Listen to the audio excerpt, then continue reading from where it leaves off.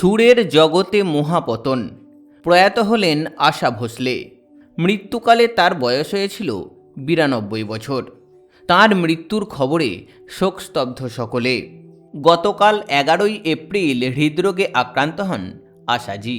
এরপর হঠাৎ শারীরিক অবস্থার অবনতি হলে গুরুতর অসুস্থ অবস্থায় তাকে মুম্বাইয়ের ব্রিচ ক্যান্ডি হাসপাতালে ভর্তিও করা হয়েছিল। তারপর থেকেই তিনি চিকিৎসকদের কড়া নজরদারিতে ছিলেন। কিন্তু আজ দুপুরে এলো দুঃসংবাদ। গায়িকার মৃত্যুর খবর প্রকাশ্যে আসতেই উদ্বিগ্ন গোটা দেশ। প্রধানমন্ত্রী নরেন্দ্র মোদীও তার দ্রুত আরোগ্য কামনা করেছিলেন, কিন্তু শেষ রক্ষা হয়নি। এই কিংবদন্তি গায়িকার জীবনের উজ্জ্বল আলোর আড়ালে যে কতটা অন্ধকার ছিল তা জানলে আজও বুক কেঁপে ওঠে। জানা গিয়েছিল, বর্ষিয়ান গায়িকার শারীরিক অবস্থার অবনতি হতেই তাকে তড়িঘড়ি আইসিইউতে স্থানান্তরিত করা হয়েছিল। সেখানে অভিজ্ঞ কার্ডিওলজিস্টদের একটি বিশেষজ্ঞ দল তাঁর চিকিৎসা করছিলেন, কিন্তু সব চেষ্টা বিফলে গেল। না ফেরার দেশে পাড়ি দিলেন আশা ভোসলে। ব্রিচ ক্যান্ডি হাসপাতালের চিকিৎসক ডাক্তার প্রতীত সামদানি তাঁর মৃত্যুর খবর নিশ্চিত করেছেন।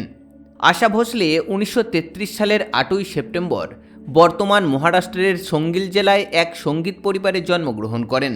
তার পিতা দীননাথ মঙ্গেশকর ছিলেন মারাঠা সমাজের সদস্য এবং মারাঠি সঙ্গীত মঞ্চের একজন অভিনেতা ও শাস্ত্রীয় সঙ্গীত শিল্পী। আশাজির যখন ৯ বছর বয়স তখন তার পিতা মৃত্যুবরণ করেন। তারপর তার পরিবার পুনে থেকে কোলাহপুর এবং পরে মুম্বাইয়ে চলে আসে। সেখানে তিনি ও তার দিদি লতা মঙ্গেশকর তাঁদের পরিবারের ভরণপোষণের জন্য চলচ্চিত্রে গান গাওয়া ও অভিনয় শুরু করেন। এখান থেকেই শুরু হয় সঙ্গীত যাত্রা। কিন্তু আশাজির জীবন মানেই শুধু গান নয়, এ এক কঠিন যুদ্ধের গল্প।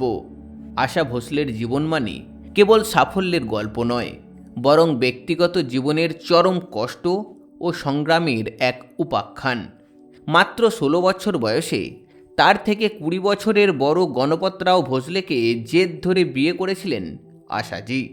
এই সিদ্ধান্তই তার পরিবারে এক বড় ফাটল ধরিয়ে দিয়েছিল। ভালোবেসে বিয়ে করেছিল, তাই দিদি লতা মঙ্গেশকরের সঙ্গে দীর্ঘ সময় কথা ছিল না। তিনি এই বিয়ে মেনে নিতে পারেননি। আবার অপরদিকে রক্ষণশীল শ্বশুরবাড়িতে একজন গায়িকা পুত্রবধূকে কেউ সম্মানও দেয়নি। শুরু হয় স্বামী ও শ্বশুরবাড়ির লোকের কাছ থেকে অমানসিক শারীরিক ও মানসিক নির্যাতন। স্বামীর অপমানে এক পর্যায়ে তিনি আত্মহত্যার পথ বেছে নেওয়ার কথাও ভেবেছিলেন। অন্তঃসত্ত্বা অবস্থায় ছোট ছেলে আনন্দের জন্মের সময় তাকে বাড়ি থেকে বের করে দেওয়া হয়েছিল। এমনকি লতা মঙ্গেশকরের সঙ্গে সম্পর্ক ছিন্ন করার চাপও দেওয়া হতো।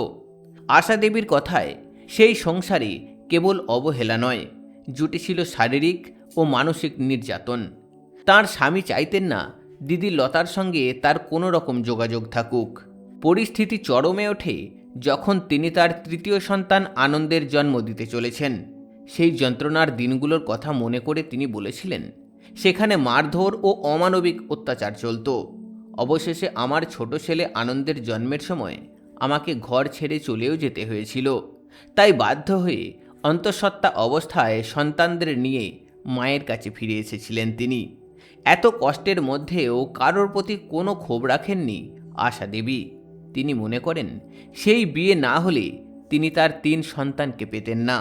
পরবর্তীতে রাহুল দেব বর্মনের সঙ্গে তার বিবাহ হলেও সেই প্রথম জীবনের ক্ষত তিনি সারা জীবন বয়ে বেরিয়েছিলেন।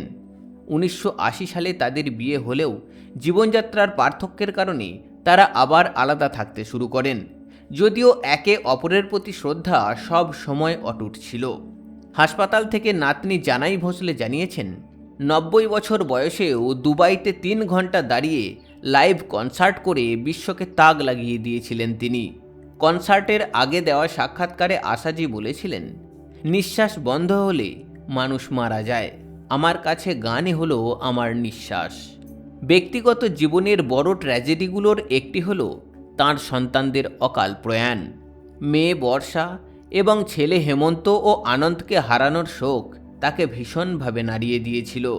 এই অমানসিক কষ্টের মাঝেই তিনি লড়াই চালিয়ে গেছেন এবং গানেই তিনি খুঁজে পেয়েছিলেন অপার শান্তির আশ্রয়।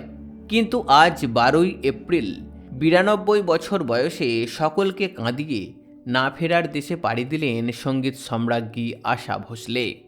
আসুন আমরা সকলে মিলে নিচের কমেন্ট বক্সে প্রার্থনা করি, যেখানেই থাকুন ভালো থাকুন আশা দেবী।